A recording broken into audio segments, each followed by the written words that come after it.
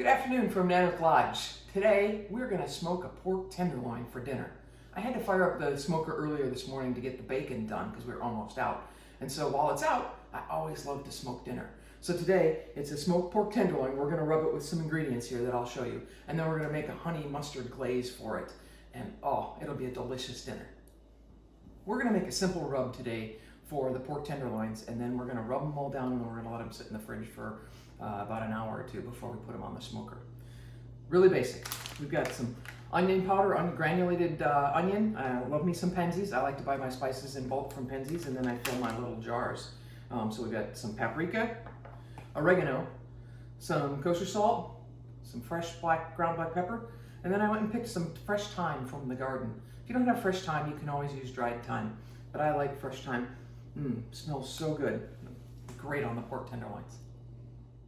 We've got all the prep here ready to go. I've measured out all the herbs and spices, and I've opened the pack of pork tenderloins.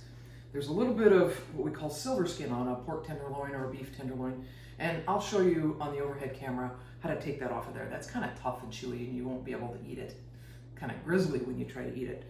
Each one of those has just a little bit of segment there that will show you how to pull off. Then we're simply going to dump all the dry ingredients into a bowl, mix them all up, and then rub them all over the pork tenderloins and let them rest for a little bit.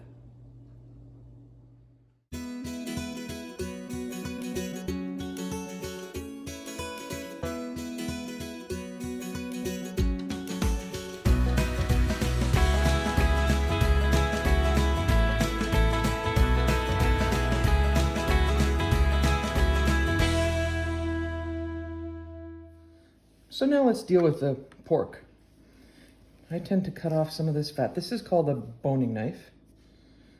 Makes it easier to get in there and take off little pieces. But I'm just trying to cut off some of this fat so I can get to the silver skin underneath. This is a littler piece of tenderloin than this one. So you can see this right in here. It's all just silver skin. So I just gently put my knife under there. And you can rub your knife against it. So I'm pulling hard against that. And I'm just going to cut that off. And kind of rubbing my knife against the silver skin, so I'm taking as little of the meat off as I need to. But I want to get rid of that. That's nothing edible.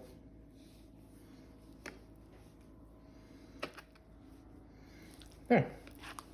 Nice and clean. A little fat won't hurt anything. Actually gives you some flavor. But if you don't like it, you can just do this too. So now let's work on the big guy. This one's still got a little bit of its connected piece of meat there. So I'm gonna flip it around so I can work on it this way and keep it safe. Just go through and cut that piece of connective tissue. Clean off some of this. Then we're going to try and work our way into that silver skin there. I go to the right, off to the top, and now I've got a handle. And I can cut right, probably can't see that very well, that way, right off of that. A little swath.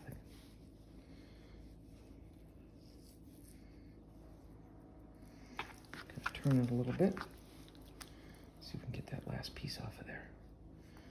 Like this. Work with my sharp knife, and now I've got a handle. I'll turn it this way so you can see what I'm doing. And then I just run my knife. Notice I've got my knife sort of angled up. I'm working against that skin, so I'm not cutting off very much meat on the inside.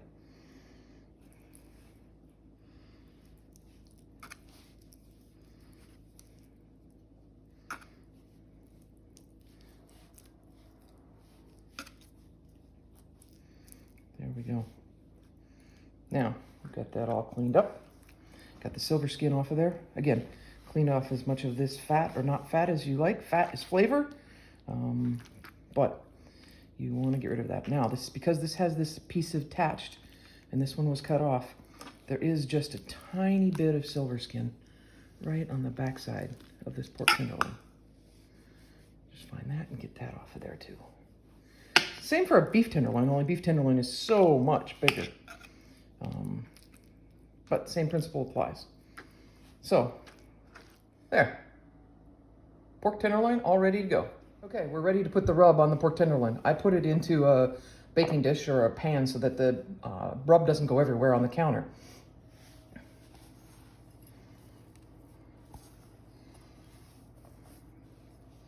Like that. Just gonna rub it all around, rub it in,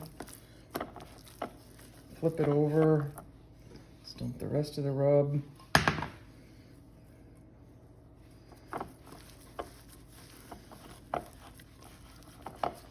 Rub it all in. There's some that fell to the bottom. Let's put that back on the top.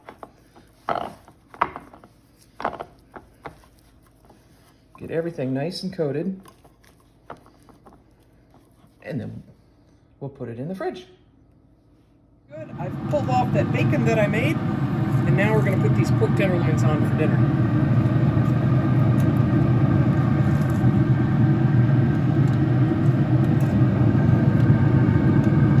Hours of those, and we'll have some yummy dinner. I want to walk through the ingredients that I'm going to use for my glaze, and then we'll talk about a couple of different ways to use it. Very simple, 6 ingredients.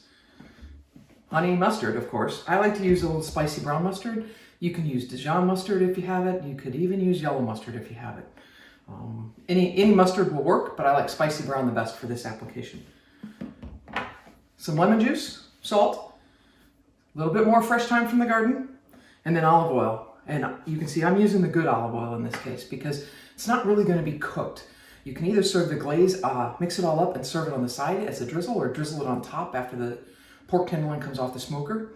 Or an alternate way you could do it, and this will cook it a little bit, but not too much, is once that pork tenderloin is smoked, turn your grill up to high and throw it on the grill for a little bit and brush the glaze on the top. And then you get a little bit of that kind of caramelizing of the glaze if you want to use it that way. Today, we're going to just mix it all together, and then once the pork tenderloin's off the smoker, I'm going to slice it and we're going to drizzle the glaze right over the top. So I'm going to use the really good olive oil because I want that great flavor to come through, and it won't disappear because I'm not cooking it.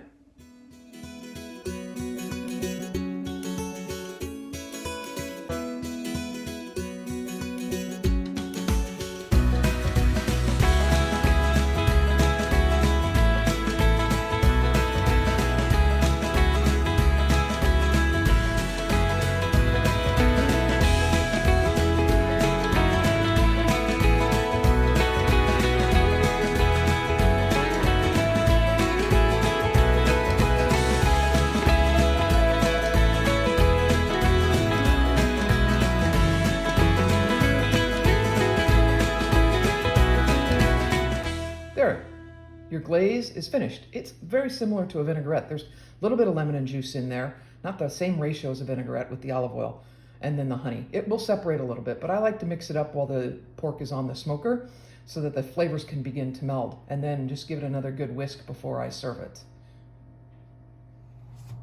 All right, the pork tenderloins have been on there about 2 hours and 15 minutes. They're looking really good. So we're gonna take them off. We're going to bring them inside and let them rest. And we'll slice them up, and we'll put the glaze over the top. All right, the smoked pork tenderloin is off the grill, and I've sliced it up. It's a beautiful, beautiful smoke color. You can see the smoke ring on the outside. It's pink because that's the smoke. It's not pink because it's raw at all. Beautifully, beautifully colored. You can see the spices that are still on the edge of the outside of the pork. And now we've got our honey mustard glaze, and I like to serve it just by doing this. Let's just put some glaze right down on top of the pork, just like that. Got some extra left, you can always serve it on the side. People can drizzle more over the top because people love it.